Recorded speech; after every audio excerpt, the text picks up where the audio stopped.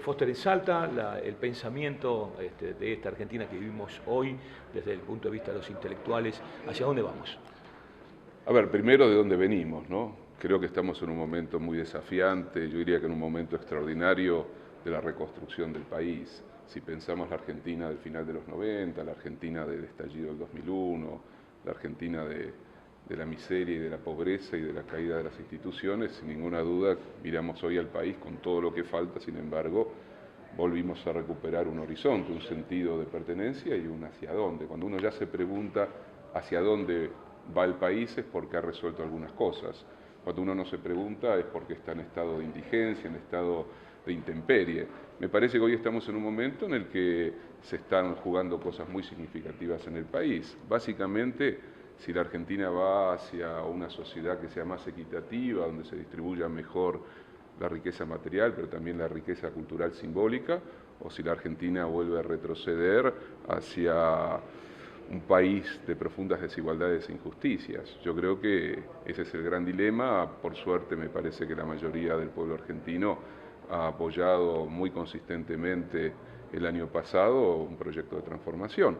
Y después, bueno, creo que son los desafíos propios de una sociedad que tiene que recuperar muchas cosas que fue perdiendo, yo diría, entre 1976 y el 2003. Se ganaron algunas importantísimas, como es el Estado de Derecho, pero se perdieron otras que tienen que ver con el trabajo, con la construcción de un país integrado y bueno, vamos hacia una mejor democracia y una mejor sociedad, ¿no? Estamos próximos a cumplir 30 años de democracia en la República Argentina.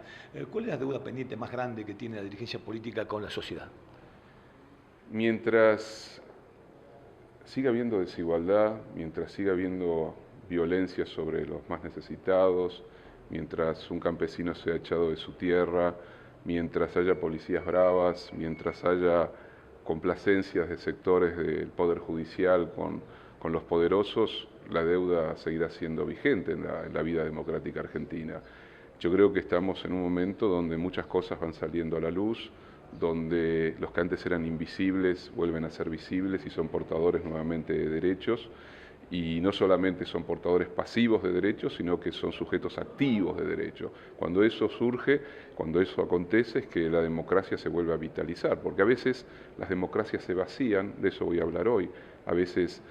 por supuesto que aquel que ha vivido de la dictadura sabe que la peor de las democracias es infinitamente mejor, siempre, y eso ya los argentinos lo sabemos, al menos la mayoría de la sociedad argentina.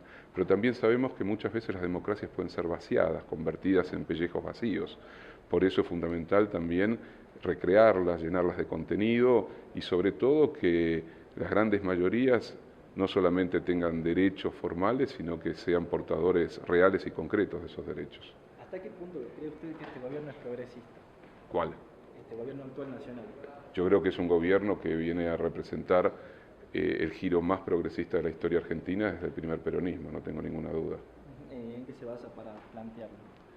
En muchas cosas, comparando lo que era el modelo neoliberal de los 90, ni hablar por supuesto del revanchismo social que inauguró la dictadura, la concentración de la riqueza, la injusticia, la destrucción de los bienes nacionales, el vaciamiento del Estado, que era propio de la década del 90 y de la ideología neoliberal, que en realidad comenzó con Martínez de Oz.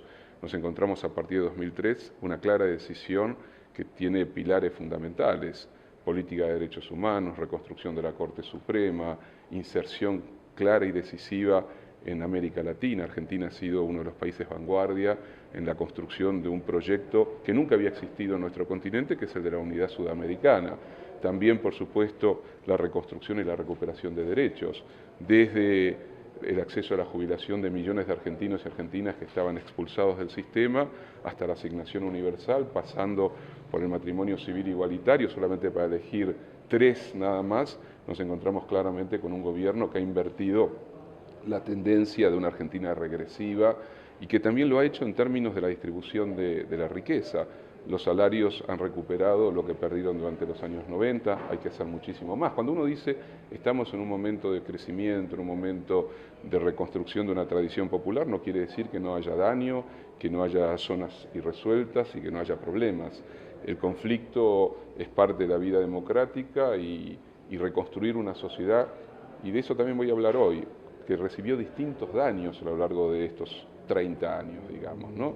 De la dictadura a la hiperinflación, de Malvinas a la destrucción del Estado y a la fragmentación social, el país sufrió mucho y sobre todo más sufrieron los más postergados.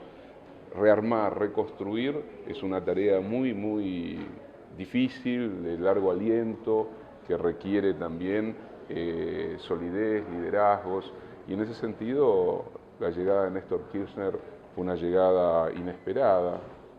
Kirchner era alguien en general desconocido para la mayoría de la sociedad y tuvo una voluntad tremenda para comenzar a reparar parte de ese daño. Por eso creo que sí, que este es un momento fértil de la vida argentina y no tengo dudas, yo tengo 55 años, salvando una primavera de 49 días que vivimos en el 73 y quizás los festejos de los primeros 2 años de recuperación de la democracia después de haber salido de la noche de la dictadura.